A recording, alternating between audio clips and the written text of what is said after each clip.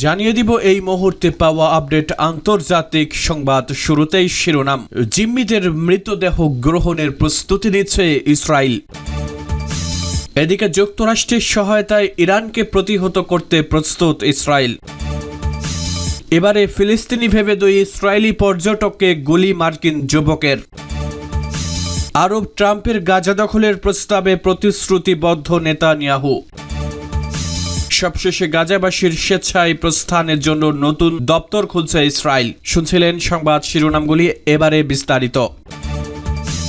জিম্মিদের মৃতদেহ গ্রহণের প্রস্তুতি নিচ্ছে ইসরায়েল। যুদ্ধবিরতির চুক্তি অনুযায়ী এবার গাজা থেকে জিম্মিদের মৃতদেহ গ্রহণের প্রস্তুতি নিচ্ছে ইসরায়েল। সোমবার দেশটির একজন নিরাপত্তা কর্মকর্তা জানিয়েছেন, এ সপ্তাহে বৃহস্পতিবার তারা হামাসের কাছ থেকে 4 জিম্মির মৃতদেহ গ্রহণ করার প্রস্তুতি নিচ্ছে। পাশাপাশি আগামী শনিবার 6 জন জীবিত জিম্মিকে ফিরিয়ে আনতে কাজ করছে তেল আবিব। এ খবর দিয়েছে বার্তা সংস্থা আল জাজিরা। এতে বলা হয়, যদি এই হস্তান্তর প্রক্রিয়া সফল হয় তাহলে গত মাস থেকে শুরু হওয়া যুদ্ধবিরতির চুক্তির প্রথম পর্যায়ে মুক্তিপ্রাপ্ত 33 জনের মধ্যে 4 জন অবশিষ্ট থাকবে। ধারণা করা হচ্ছে এই 4 জন মৃত, যাদের লাশ গ্রহণের প্রস্তুতি নিচ্ছে ইসরায়েল। অন্যদিকে টাইমস অফ ইসরায়েলের প্রতিবেদনে বলা হয়েছে, বৃহস্পতিবার সকালে মৃত জিম্মিদের নাম ইসরায়েলকে দেবে হামাস। এরপর আইডিএফ এর অ্যাম্বুলেন্সে করে লাশগুলো আবু কাবির ফরেনসিক ইনস্টিটিউটে পাঠানো হবে। সেখানে লাশগুলো পরীক্ষা করার পর পরিবারকে অবহিত করা হবে। প্রসঙ্গত, ডোনাল্ড ট্রাম্প আনুষ্ঠানিকভাবে ক্ষমতা গ্রহণের ঠিক আগের দিন 19 জানুয়ারি 3 ধাপের যুদ্ধবিরতির চুক্তি কার্যকর শুরু করেছে হামাস ও ইসরায়েল। চুক্তি অনুযায়ী এ সপ্তাহেই শেষ হচ্ছে প্রথম ধাপের জিম্মি ও বন্দি বিনিময়ের পর্ব। এর মধ্যে ইসরায়েলের বিরুদ্ধে গত সপ্তাহে যুদ্ধবিরতির চুক্তি ভঙ্গের অভিযোগও তুলেছে হামাস, যদিও ওই অভিযোগ অস্বীকার করেছে ইসরায়েল। যুক্তরাষ্ট্রের সহায়তায় ইরানকে প্রতিহত করতে প্রস্তুত ইসরায়েল। যুক্তরাষ্ট্রের সহযোগিতায় ইরানকে প্রতিহত করতে প্রস্তুত রয়েছে ইসরায়েল। রোববার মার্কিন পররাষ্ট্রমন্ত্রী মার্কো রুবিওর সাথে সাক্ষাতের পর দেশটির প্রধানমন্ত্রী বেনিয়ামিন নেতানিয়াহু এমন মন্তব্য করেছেন। জেরুজালেমে রুবিওর সাথে দেখা করার পর নেতানিয়াহু বলেছেন, তারা বেশ কয়েকটি বিষয় নিয়ে আলোচনা করেছেন। এর মধ্যে ইরানের বিষয়টি ছিল সবচেয়ে গুরুত্বপূর্ণ। ইসরায়েলি প্রেসিডেন্ট বলেন, ইরানের হুমকি মোকাবেলায় কাঁধে কাঁধ মিলিয়ে কাজ করবে ইসরায়েল। তিনি আরো বলেন, আমরা এই বিষয়ে একমত হয়েছি যে ইরানের কাছে পারমাণবিক অস্ত্র থাকা উচিত নয় এবং এই অঞ্চলে ইরানের আগ্রাসন প্রতিহত করতে হবে। রুবিও বলেছেন, প্রতিটি উগ্রবাদী দলের প্রতি ইরানের সমর্থন রয়েছে। তারা এই অঞ্চলের লক্ষ লক্ষ মানুষের জন্য শান্তি ও স্থিতিশীলতার জন্য হুমকি স্বরূপ। উল্লেখ্য, ইসরায়েল ও ইরানের মধ্যে কয়েক দশক ধরে পরোক্ষ যুদ্ধ চলমান। তারা পরস্পরে প্রক্সি যুদ্ধে লিপ্ত। তারা সুযোগ বুঝে একে অন্যকে জল, স্থল ও আকাশ পথে হামলা চালিয়ে থাকে। ফিলিস্তিনি ভেবে 2 ইসরায়েলি পর্যটককে গুলি মার্কিন যুবকের। ফিলিস্তিনি ভেবে 2 ইসরায়েলি পর্যটককে গুলি করে হত্যার চেষ্টা করেছেন এক মার্কিনী। এ ঘটনায় তাকে গ্রেফতার করা হয়েছে বলে জানিয়েছেন স্থানীয় কর্তৃপক্ষ। শনিবার 15 ফেব্রুয়ারি যুক্তরাষ্ট্রের ফ্লোরিডা অঙ্গরাজ্যের মিয়ামি বিচে এ ঘটনা ঘটে। খবর রয়টার্সের। মিয়ামি ডেড কাউন্টি কারেকশনের ওয়েবসাইটে বলেছে, সন্দেহভাজন 27 বছর বয়সী মর্ডেচাই ব্রাফম্যানকে শনিবারের গুলি করে 2 জনকে হত্যা করার অভিযোগে অভিযুক্ত করা হয়েছে। রোববার 16 ফেব্রুয়ারি তার বিরুদ্ধে মামলা করা হয়েছে।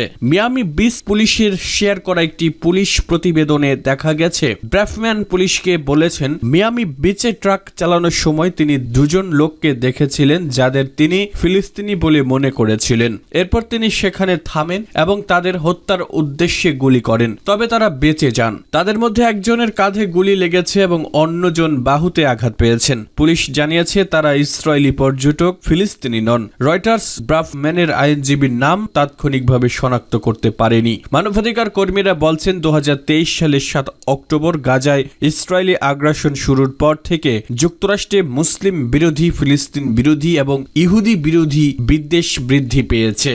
ট্রাম্পের গাজা দখলের প্রস্তাবে প্রতিশ্রুতিবদ্ধ নেতানিয়াহু। মার্কিন প্রেসিডেন্ট ডোনাল্ড ট্রাম্পের গাজা দখল ও ফিলিস্তিনিদের বাস্তুচ্যুত করার প্রস্তাবের প্রতি প্রতিশ্রুতিবদ্ধ ইসরায়েলি প্রধানমন্ত্রী বেনিয়ামিন নেতানিয়াহু।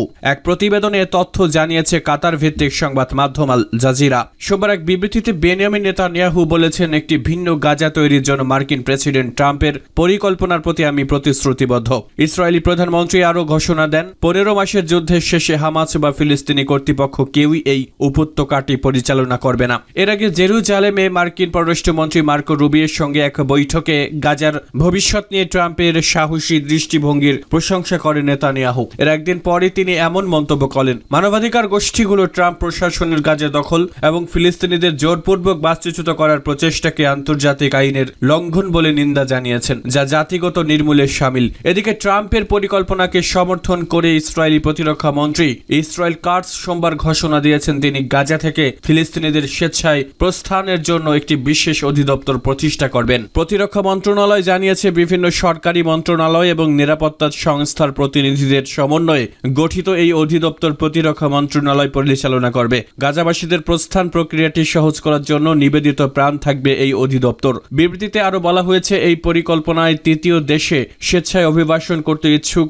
যে কোনো গাজার বাসিন্দা একটি সহায়তা প্যাকেজ পাবেন, যার মধ্যে সমুদ্র, আকাশ এবং স্থলপথে বিশেষ প্রস্থানের ব্যবস্থা রয়েছে। সোমবার ইসরায়েলি নিরাপত্তা কর্মকর্তাদের একটি বৈঠকের পর এই সিদ্ধান্ত নেওয়া হয়েছে। গাজাবাসীর স্বেচ্ছায় প্রস্থানের জন্য নতুন দপ্তর খুলছে ইসরায়েল। ফিলিস্তিনের অবরুদ্ধ গাজার বাসিন্দাদের স্বেচ্ছায় প্রস্থানের জন্য নতুন একটি সরকারি অধিদপ্তর প্রতিষ্ঠার নির্দেশ দিয়েছেন ইসরায়েলি প্রতিরক্ষা মন্ত্রী ইসরায়েল কাটস। সোমবার দেশটির প্রতিরক্ষা মন্ত্রণালয় এ তথ্য জানিয়েছে। মঙ্গলবার এক প্রতিবেদনে এ তথ্য জানিয়েছে চীনা বার্তা সংস্থা সিনহুয়া। প্রতিরক্ষা মন্ত্রণালয় জানিয়েছে, বিভিন্ন সরকারি মন্ত্রণালয় এবং নিরাপত্তা সংস্থার প্রতিনিধিদের সমন্বয়ে গঠিত এই অধিদপ্তর প্রতিরক্ষা মন্ত্রণালয় পরিচালনা করবে। গাজাবাসীদের প্রস্থান প্রক্রিয়াটি সহজ করার জন্য নিবেদিত প্রাণ থাকবে এই অধিদপ্তর। বিবৃতিতে আরো বলা হয়েছে, এই পরিকল্পনায় তৃতীয় দেশে স্বেচ্ছায় অভিবাসন করতে ইচ্ছুক যে কোনো গাজার বাসিন্দা একটি সহায়তা প্যাকেজ পাবেন, যার মধ্যে সমুদ্র, আকাশ এবং স্থলপথে বিশেষ প্রস্থানের ব্যবস্থা রয়েছে। সোমবার ইসরায়েলি নিরাপত্তা কর্মকর্তাদের একটি বৈঠকের পর এই সিদ্ধান্ত নেওয়া হয়েছে। ট্রাম্প সম্প্রতি ইসরায়েলের প্রধানমন্ত্রী বেনিয়ামিন নেতানিয়াহুর সঙ্গে এক যৌথ সংবাদ সম্মেলনে গাজার 2 মিলিয়নের বেশি ফিলিস্তিনিকে উচ্ছেদ করে অঞ্চলটির পুনর্গঠনের প্রস্তাব দেন। এ পরিকল্পনা বিশ্বজুড়ে নিন্দার মুখে পড়েছে এবং আরব মুসলিম বিশ্বে তীব্র প্রতিক্রিয়ার সৃষ্টি করেছে।